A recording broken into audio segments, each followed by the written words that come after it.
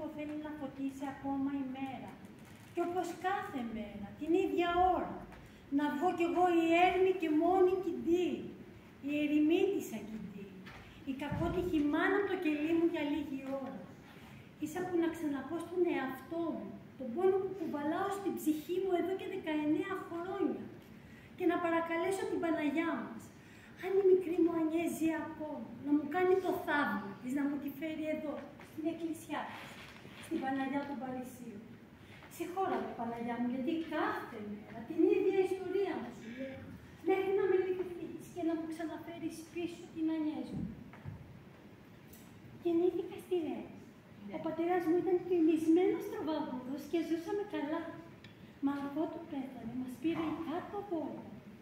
Η μάνα μου μόνο ρούχα ήξερε να ράβει και πάνινες κούκλες και να φτιάχνει και ψεύτικα κοσμήματα. Αυτά μόνο και μήνα. Καταντήσαμε να ζούμε οι δυο μας σε μια τρόγλη ακροποταμιά. Μα με τα 6 δινάρια που βγάζαμε, όλο και περισσότερο μας έλειπαν το ψωμί και τα καυσόξυλα για το χειμώνα. Έτσι, το χειμώνα, πάγωναν τα μαγουλά μου, κοκκίνιζαν. Γι' αυτό με ονόμασα Πακέ. Και επειδή ήμουν πολύ όμορφη, μου έβγαλαν κι άλλο παρατσούκλι, το σαντεφλερί. Ξέρεις τι σημαίνει? Λουλουδένιο τραγούδι. Σαν πέθανε όμως ο πατέρας μου, θα πέθαινα κι εγώ από την πείνα.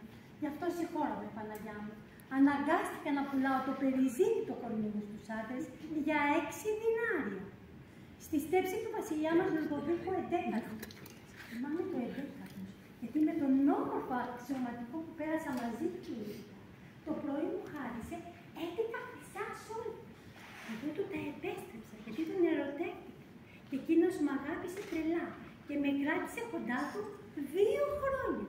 Και όταν άρχισε η κοιλιά μου να φουσκώνει, όρισε την ημερομηνία του γάμου μας. Αλλά δυστυχία, 3 μέρες πριν, λαβώθηκε σε μία συμπλοκή με την νυχτερινή αλυταρία του Παρισιού. Το πρωί ξεψύχησε. Έτσι, το 1463 γέννησα την όμορφη Ανιές μου. Ήταν ένας άγγελος μελαχρινός. Το λεπτό προσωπάκι της, τα λεπτά δαχτυλάκια της, το ψηλό κορμάκι της, τα μαύρα μακριά μαλάκια της. Δεν ξαναπήγαμε άντρες, Παναγιά μου.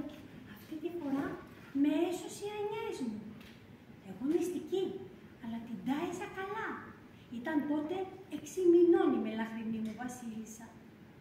Αλλά τότε ήρθαν και στήσαν οι σκηνές εκείνοι οι τσιγκάνοι από την Αίγυπτο και λέγανε άσχημα πράγματα για δάφτους. Πως κάνουνε μαγείες και πως ανταλλάσσουν τα δικά μας όμορφα παιδιά με δικά τους λέγοντας τα κλειβά. Εγώ δεν τα πίστεψα, γιατί τους είδα φτωχούς σαν και εμάς. Και επειδή λέγανε τρανή μοίρα στους ανθρώπους, τους πήγα για να μου πούν για την Ανιές μου. Μόλις την είδαν, ξετρελάθηκαν με την ομορφιά της και προφήτεψαν πως στα 19 της θα ερωτευτεί έναν όμορφο αξιωματικό όπως εγώ. Το ξέραν. Γύρισα και άφησα την Ανιές μου στην καλύβα μας για πολύ λίγο. Όσο και να πάω και να πω τα νέα στη μόνη και την πλανή μου φίλη. Μόλις γύρισα στην καλύβα μας, γελώντας, πάγωσα. Η Ανιές μου έλειπε από το κρεβατάκι της. Μόνο το ένα παπουτσάκι της βρήκα. Στρίβω και ακούω κλάμα μωρού. Και βλέπω ένα μωρό με φτωχάλουτα να κρατημένο όμως. Ένα αγοράκι με ένα ψώ. Τερατάκι και από μούτσου. Βγαίνω έξω φωνάζοντας. Την Ανιές μου! Κλέψαν την Ανιές μου! Έρχονται και τώρα. Ένας τους λέει μόλις πριν λίγο πήγαν 2 τσιγκάνες με ένα πό. Τρέχουμε στον καταβλισμό τους. Αλλά δυστυχώς είχαν κιόλας φύγει παίρνοντας τα πάντα. Πήραν την Ανιές μου. Μου πήραν τον παράδεισό μου. Ανάθεμα σ' όλες τις τσιγκάνες και τη φάρα τους. Τους μισώ. Όπου τους δεις, Παναγιά μου, κάψε τους.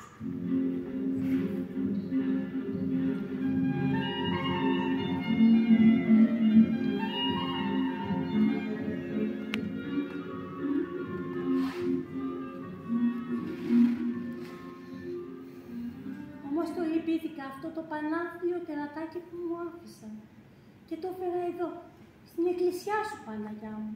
Στην κούνια που έχεις για τα παρατημένα μωρά, που κάποιοι καλοί χριστιανοί τα παίρνουν για παιδιά τους. Αυτό είναι το τάμα μου σε σένα, για να μου φέρεις πίσω τον άγγελό μου. Γι' αυτό έγινα και ερημίτισσα της εκκλησίας σου 19 χρόνια τώρα. Και ούτε λεφτό δεν μπορώ να φύγω τώρα. Θα έρθει η ώρα, Παναγιά μου, όπως κάθε χαρά μου, δείξεις το ίδιο θαύμα. Να μου δείξεις εκείνη τη σκηνή όταν λίγο μετά το τάμο. Μέσα από το παραθυράκι του κελιού είδα τον αρχιδιάκονό σου με τον νεαρό να παίρνουν εκείνο το τερατάκι για παιδί τους. Γιατί αυτή η σκηνή που μου ξαναφανερώνεις μου δίνει την ελπίδα να ζω. Ότι θα μου ξαναφέρεις πίσω την ανιές μου. Βλέπω ότι κάτι μου άφησαν και τώρα. Σε ευχαριστώ, Παναγιά μου. Δείξε μου την και τώρα.